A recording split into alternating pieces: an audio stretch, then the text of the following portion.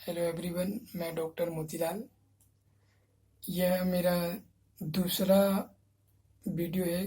कहने का मतलब है कि इतिहास लेखन क्या है, जिस विषय पर मैं चर्चा कर रहा हूँ, इसका यह दूसरा भाग है। हमने पहले भाग में ये देखा था कि इतिहास लेखन की में समानताएं क्या थी। आज हम असमानताएं के बारे में चर्चा करेंगे कि इतिहास लेखन में असमानताएं क्या है। तो मैंने बताया था कि इतिहास लेखन क्या है। तो इतिहास लेखन मतलब प्राचीन काल से लेकर आधुनिक काल तक, यहाँ तक कि अभी वर्तमान समय तक जो भी इतिहास को लिखने का जो कार्य हुआ, इसको हम इतिहास लेखन कहते हैं। और प्राचीन काल में ये तरीका अलग था, मध्यकाल में तरीका इतिहास लिखने का अलग था, आधुनिक काल में अलग तरीका था। प्राचीन काल में जो इतिहास लिखने का कार्य था वो अपने शुरुआती दौर में था कि इतिहास अब लिखने का कार्य आरंभ हो रहा था कि इतिहास को कैसे लिखना है।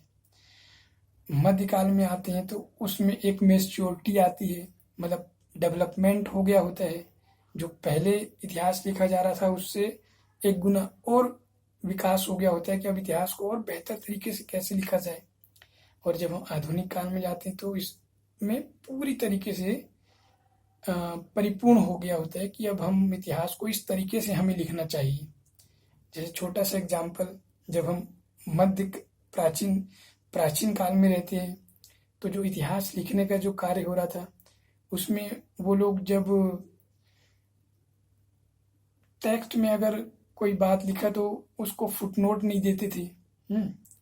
लेकिन और वही चीज़ मध्यकाल में भी चला। लेकिन जब हम आधुनिक काल में आते हैं तो हम देखते हैं कि वहाँ पर जो लिखने का तरीका है वो चेंज हो गया। अगर टेक्स्ट में कोई बात लिखा गया है तो उसको फुटनोट में भी नीचे दे दिया करते थे कि ये जो बात टेक्स्ट में लिखा गया है इसको मैंने कहाँ से लिया, इसके सोर्स क्या है, ये बात उसमें शामिल करके किया जाने लगा आधुनिक काल में। मतलब उसका फुटनोट देने लगे, जो मध्यकाल और प्राचीन काल में नहीं था। तो ये सब चीज़ अब देखो, ये असमानता है जो इस इतिहास लिखने के जो कार्य हो रहा है, इतिहास लिखने का जो कार्य हो रहा है, इसमें ये सारे बदलाव आते जा रहे हैं। तो अब मैं इसी असमानता के ऊपर चर्चा करता हूँ सीधा, कि जो इतिहास लिखने का जो कार्य हो रहा था प्राचीन काल से जो चालू होता है और आधुनिक काल तक में जाता है। हमने समानताओं की चर्चा कर लिया था कि इनमें क्या समानताएं थी।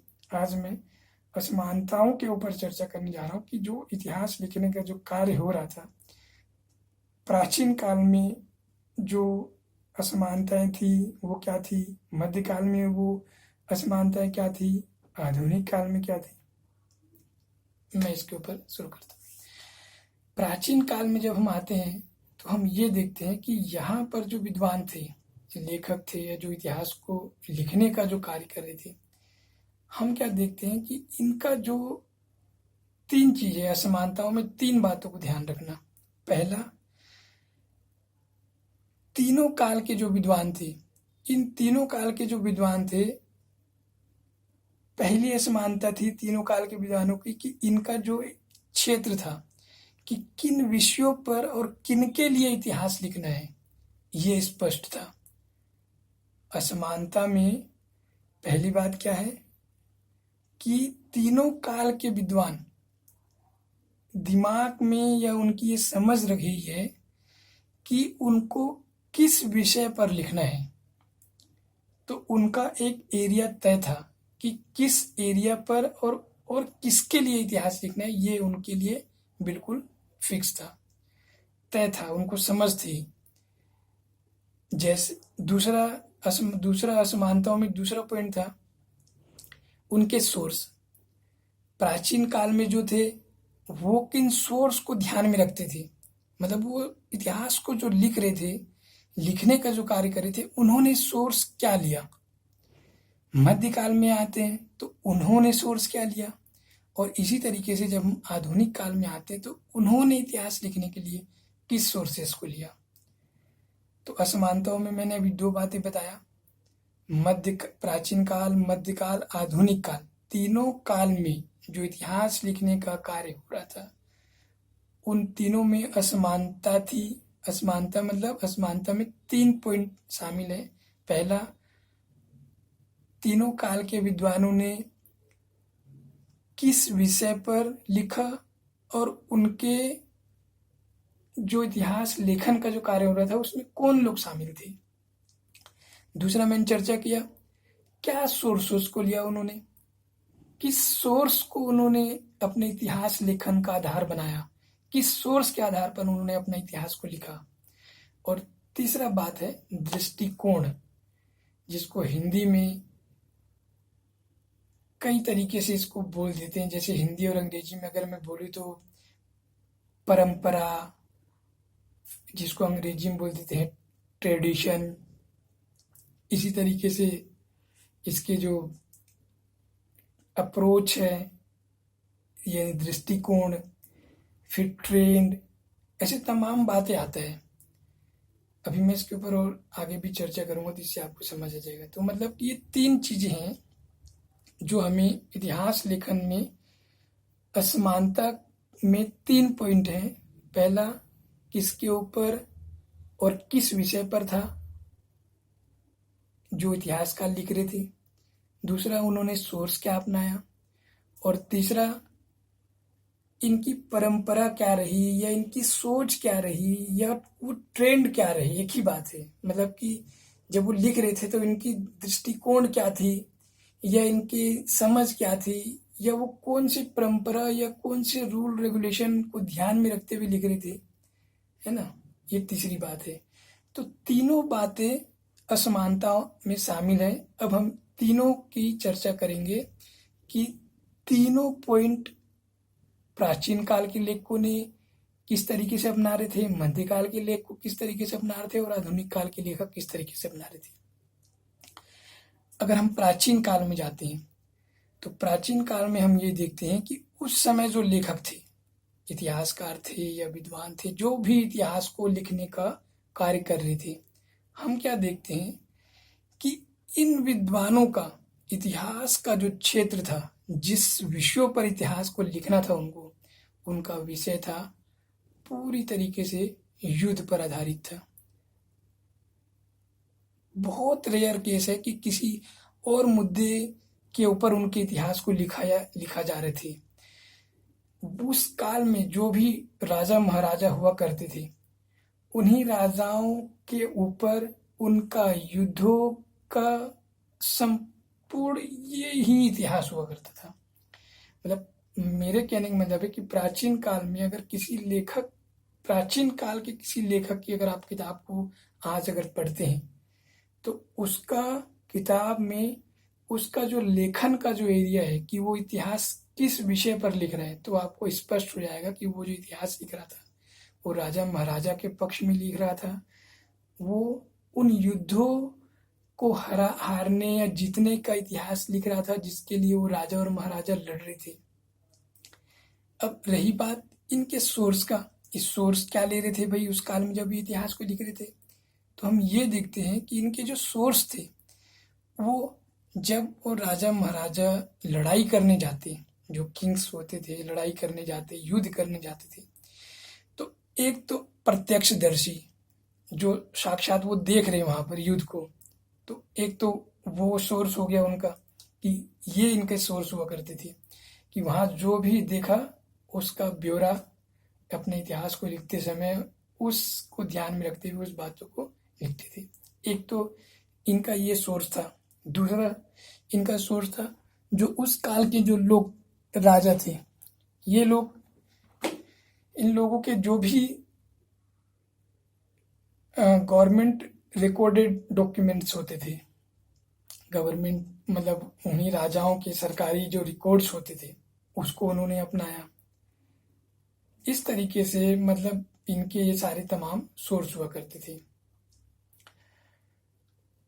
ये इनके परंपरा रही, मतलब कि इस परंपरा को ध्यान में रखते हुए, इन्हीं परंपराओं को ध्यान में रखते हुए इन्होंने इतिहास को लिखा। परंपरा मतलब कि भाई युद्धों का ही इतिहास लिखना है, राजाओं का ही इतिहास लिखना है, सोर्सेस में हमें राजाओं के ही सोर्स देखने हैं, जो सरकारी है वही देखना है, या हमने जो अपने प्रत्यक्ष देखा उसी को लिखना है। मतलब ये परंपरा रही। इस परंपरा को ध्यान में रखते हुए और इन एरियाओं के ऊपर और उन सोर्सेस को लेकर उन्होंने, प्राचीन काल के विद्वानों ने इतिहास को लिखा। कैसे पता लगता है? जब हम उस काल के विद्वानों के इतिहास को पढ़ते हैं। फिर हम आते हैं मध्यकाल में। तो मध्यकाल में हम क्या देखते हैं? जो इतिहास लिखने का जो एरिया था, अब उस पूरी तरीके से ईश्वर केंद्रित हो जाता है। मतलब कि इस काल के विद्वान, लेखक या इतिहासकार जो भी रहे, जो भी इतिहास को लिखने का कार्य कर रहे थे, उन्होंने अपने इतिहास के केंद्र में ईश्वर को रखा।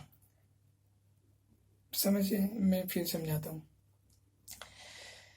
जैसे अब उनको किसी भी तरीके का इतिहास लिखना है, समाज के ऊपर, कोई भी चीज के ऊपर, तो उसमें भगवान ही मेन होता था।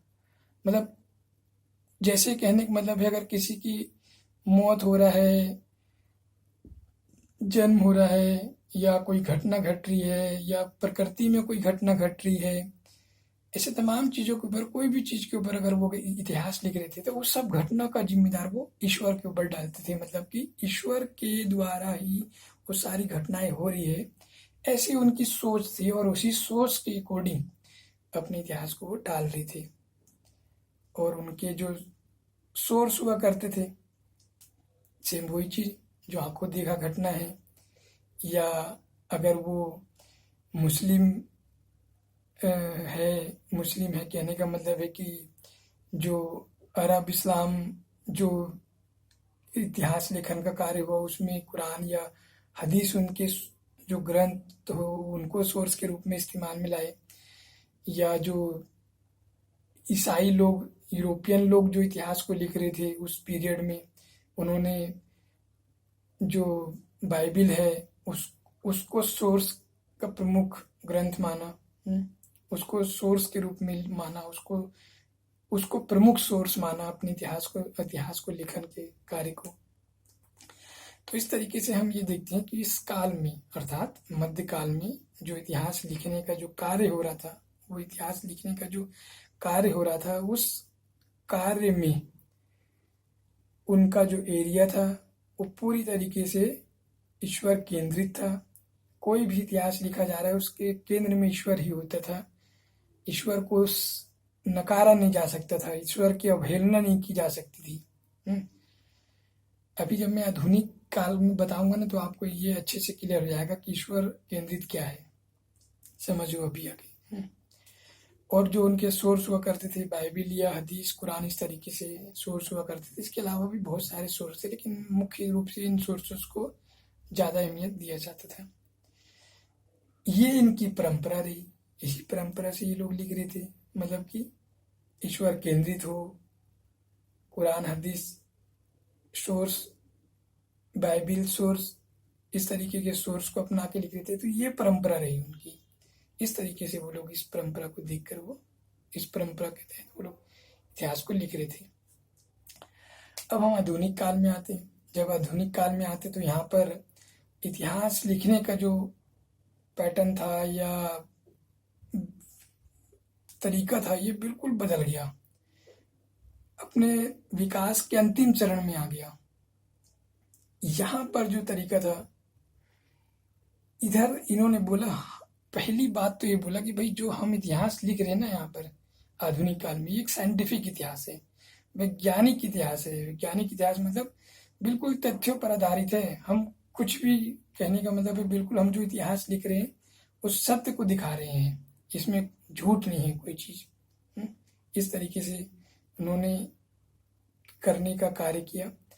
और जो मध्यकाल में हर इतिहास के पीछे जो ईश्वर केंद्रित था, अब इसमें बहुत बड़ा बदलाव आता है आधुनिक काल में आकर। और इस बदलाव के पीछे का कारण है, यूरोप महाद्वीप में बहुत सारे परिवर्तन आने लगे। जैसे पुनर्जागरण काल आया, धर्म सुधार आंदोलन हुआ, वैज्ञानिक क्रांति आई, बौद्धिक क्रांति आई। ये तमाम क्रांतियों ने ऐसे बुद्धिजीवी और ऐसे लोगों को जन्म दिया या ऐसे लोगों को सोसाइटी में उतारा जो अपनी सोच में बहुत आगे थे मध्यकाल से।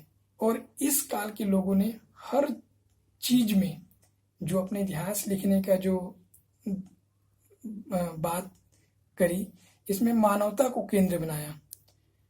मानवता मतलब मनुष्य को केंद्र में रखा।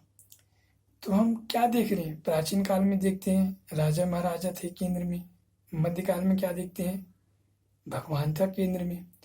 आधुनिक काल में क्या देख रहे हैं? अब यहाँ पर मनुष्य, मतलब मनुष्य को केंद्र में रख लिया इन्होंने कि भाई मनुष्य के ऊपर इतिहास लिखना है, संपूर्ण मनुष्य के ऊपर। एक अकेला खाली भगवान का इतिहास नहीं होना चाहिए, मतलब भगवान केंद्रित इतिहास नहीं होना चाहिए या राजा केंद्रित इतिहास नहीं होना चाहिए, मनुष्य केंद्रित इतिहास होना चाहिए। ये सोच के तहत उन्होंने अपना इतिहास को लिखना चालू किया। तो हम मध्यकाल में जब इतिहास लेखन में आते हैं तो मध्यकाल के इतिहास लेखन में कुछ है जिसको समझने की जरूरत है कि मध्यकाल का इतिहास लेखन एक लंबा चला है ना। जैसे मध्यकाल के इतिहास लेखन में हम सबसे पहले जो पढ़ते हैं वो प्रत्यक्षवादी परंपरा को पढ़ते हैं। जो प्रत्यक्षवादी परंपरा है जिसको हम पॉजिटिविज्म भी बोलते हैं, पॉजिटिविस्ट भी बोलते हैं। इसमें जो लियोपोल्ड रॉन रानके थे, उन्होंने इतिहास लिखने को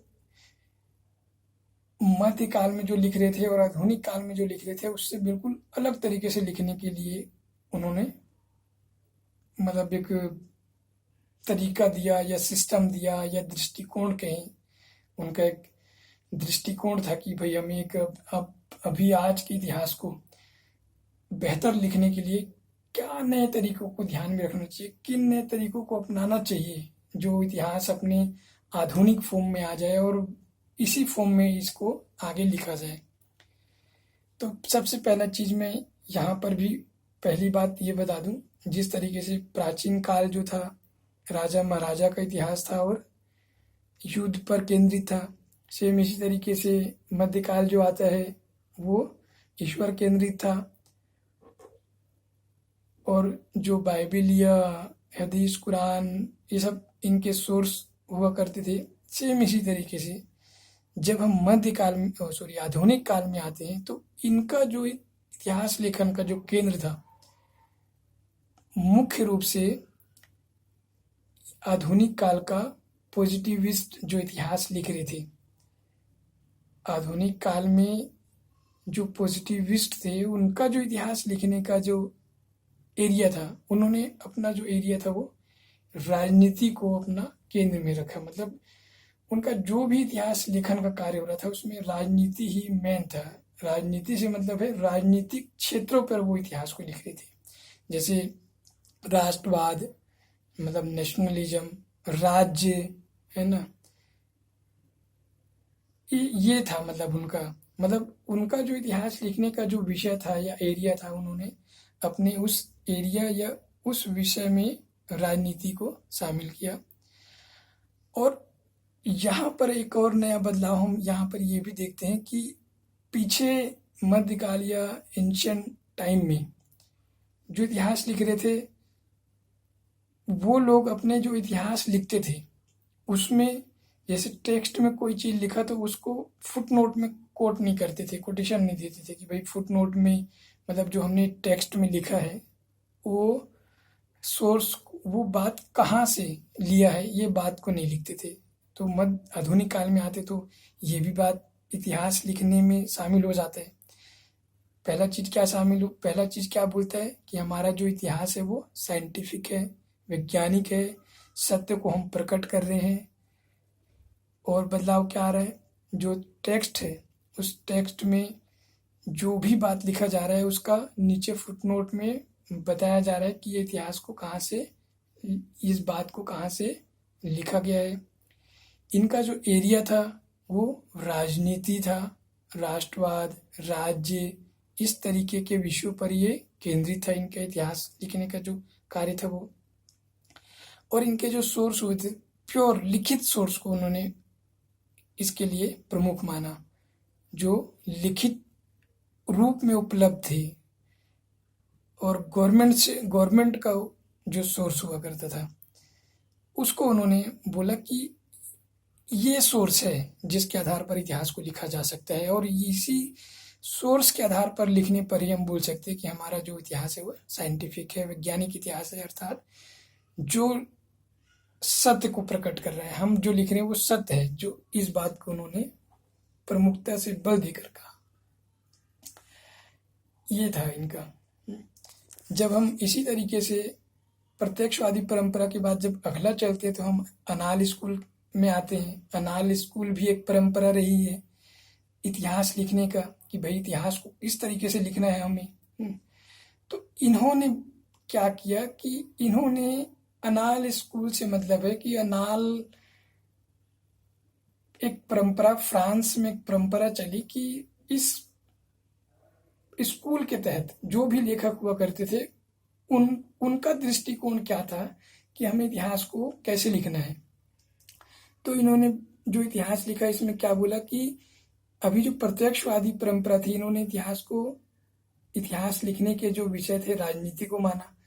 इन्होंने बोला कि नहीं, राजनीति नहीं, बल्कि राजनीति के जगह पर इन्होंने सामाजिक पहलू, आर्थिक पहलू को प्रमुखता से लिया। मतलब कि अब इतिहास लिखने का जो इनका जो एरिया था, प्रत्यक्षवादी ने राजनीति को अपनाया तो इन्होंने किस चीज़ को अपना लिया। इन्होंने बोला कि खाली राजनीति पर ही इतिहास नहीं होना चाहिए, सामाजिक पहलू पर भी होना चाहिए, आर्थिक पहलू पर भी होना चाहिए। तो इन्होंने दो विषयों को और जोड़ दिया इतिहास लेखन में। और लूसिया फेब्रे और मार्क ब्लॉक इसके प्रमुख लेखक रहे हैं। और इसको और आगे मैं अच्छे से पढ़ाऊंगा तो उसमें आप देखना, अभी इसमें डिटेल में नहीं जा सकते। फिर जब हम इसके अगले में आते हैं तो मार्क्सिस्ट जो लेखक थे उन्होंने बोला कि समाज में भी क्या हम समाज के सभी लोगों का इतिहास लिख रहे हैं। तो एक क्वेश्चन उठाते हुए उन्होंने गरीबों का, मजदूरों का, नौकरों का, इनका भी इतिहास लिखना चालू करा। फिर इसके आगे जाते हैं तो इतिहास में बिखराव आ जाता है। उन्होंने बोला कि भाई सामाजिक, आर्थिक, राजनीतिक या गरीब मजदूरों का इतिहास ही खाली इतिहास होता है क्या, और कोई इतिहास नहीं है क्या। तो उन्होंने ये क्वेश्चन उठाया और जो उनको लगा कि ये विषयों पर और लिखना चाहिए उन विषयों को भी उन्होंने इतिहास लेखन में शामिल कर लिया। फिर इसके बाद अगला चरण आता है नवीन इतिहास। तो नवीन इतिहास में एक क्वेश्चन उठा कि क्या अब तक जो आधुनिक काल में ये प्रत्यक्षवादी परंपरा है, अनाल्स स्कूल है, मार्क्सिस्ट स्कूल है या मार्क्सिस्ट अप्रोच है, इन लोगों ने जो भी इतिहास में एरिया को चुना, क्या इतिहास इसी में कंप्लीट हो गया। उन्होंने इस क्वेश्चन को उठाया और उन्होंने देखा कि नहीं, इसमें अभी बहुत चीज ऐसे हैं, समाज के बहुत ऐसे विषय हैं जिसको इन्होंने शामिल ही नहीं किए। तो नवीन इतिहास लेखन में अब इतिहास में वो सारे विषयों को शामिल कर दिया गया या उन सभी विषयों पर इतिहास लिखने का कार्य होने लगा जो अब तक छूट गए थे। तो इस तरीके से हम क्या देखते हैं कि जब हम इतिहास लेखन का आधुनिक काल में आते हैं तो आधुनिक काल में इतिहास लिखने का जो एरिया था कि किन विषयों पर इतिहास लिखना चाहिए, ये ब्रॉड हो जाता है, बहुत बड़ा हो जाता है। हर विषय पर लगभग इतिहास को लिखना चालू कर देते हैं। इसका अगले ही चरण में सांस्कृतिक इतिहास भी चालू हो जाता है, जो अब तक इस पे ध्यान नहीं दिया जाता था कि संस्कृति के ऊपर भी कोई इतिहास होना चाहिए क्या। तो इस तरीके से आधुनिक काल में, प्राचीन काल में जो इतिहास लिखने का कार्य क्या हो रहा था, उसमें राजा महाराजा ही केंद्र बिंदु होते थे, युद्ध उनका एरिया होता था। मध्यकाल में जब आते हैं तो मध्यकाल में हम क्या देखते हैं, ईश्वर केंद्रितता, बाइबल, कुरान जैसे जो थे वो उनके सोर्स के रूप में इस्तेमाल में आते थे। तो इस तरीके से वहाँ भी एक लिमिटेड एरिया पर ही इतिहास लेखन का कार्य हो रहा था। लेकिन जैसे ही हम आधुनिक काल में आते हैं, इतिहास लेखन का जो एरिया है इसमें बहुत ज़्यादा विस्तार होने लगता है। और विस्तार में क्या है, हम यहाँ देखते हैं कि हर पहलू, सामाजिक, आर्थिक, राजनीतिक, सांस्कृतिक और सामाजिक में भी समाज के एक एक टुकड़ों, गरीब, मजदूर, भिखारी, हर किसी के ऊपर इतिहास लिखने का कार्य हो रहा है। मतलब इतिहास का जो विषय है, इतिहास का जो एरिया है वो बहुत ब्रॉड हो जाता है। तो हमने तीनों काल में देखा, प्राचीन काल में इतिहास लेखन का जो एरिया था वो कहाँ तक सीमित था, मध्यकाल में कहाँ तक सीमित था, आधुनिक काल में कहाँ तक सीमित था। मतलब आधुनिक काल में आकर पूरा विस्तार रूप ले लेते हैं। दूसरा आधुनिक काल में पहला आधुनिक काल में हमने ये तो देख लिया कि उनका एरिया क्या था इतिहास लेखन का। अब इन्होंने सोर्स क्या अपनाए, यहाँ पर सोर्सेस में अंतर भी होता है। आधुनिक काल में भी देखते हैं तो जैसे जो रानकेवादी परंपरा है, पॉजिटिविस्ट प्रत्यक्षवादी परंपरा है, वो बोलता है प्योर, अगर आपको वैज्ञानिक इतिहास लिखना है, शुद्ध इतिहास, सत्य को प्रकट करना है, तो आपका इतिहास में जो सोर्स है वो गवर्नमेंट डॉक्यूमेंट हो, लिखित डॉक्यूमेंट हो, उसके आधार पर ही लिखा जाना चाहिए। लेकिन हम जैसे इसके और आगे बढ़ते हैं, जैसे एनाल्स स्कूल परंपरा को पढ़ते हैं या मार्क्सिस्ट को पढ़ते हैं या आगे सांस्कृतिक इतिहास या नवीन इतिहास को पढ़ते, तो इन्होंने जो इतिहास लेखन के सोर्स है इनमें बदलाव आ गया। जैसे जब हम नवीन इतिहास लेखन में जाते हैं तो ये बोलते हैं कि भाई अगर सोर्स नहीं है तो क्या उसका इतिहास नहीं लिखा जाएगा। तो जैसे एक विद्वान हैं जिन्होंने मौखिक इतिहास लिखा, कहने का मतलब उन्होंने बोला कि अगर कोई सोर्स है नहीं तो क्या किसी का इतिहास नहीं लिखा जा सकता।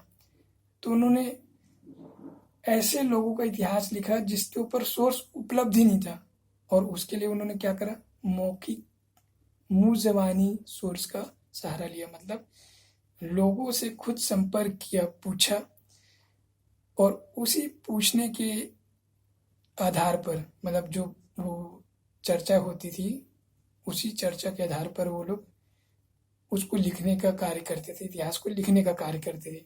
कहे कि मतलब जैसे मान लो किसी मजदूर या किसी भिखारी समाज के ऐसे वर्ग के ऊपर इतिहास लिखना है, तो उसका मान लो कोई लिखित डॉक्यूमेंट नहीं है, तो क्या उसका इतिहास नहीं लिखा जाएगा।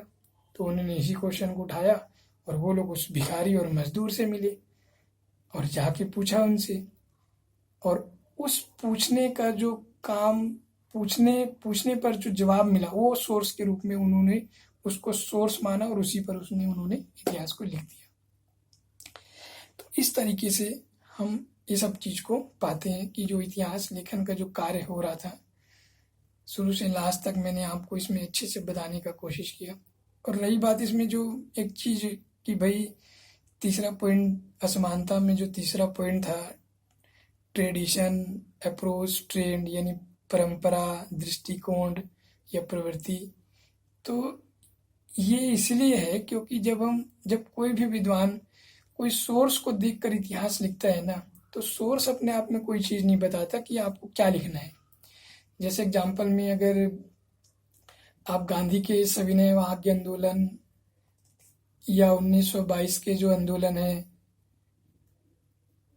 ये सब अगर कोई एक आंदोलन को आप पढ़ लो तो आप क्या देखोगे, मार्क्सिस्ट हिस्टोरियन उसको अपने तरीके से दिखाएगा और कोई दूसरा हिस्टोरियन जो है वो उसको अपने तरीके से दिखाएगा।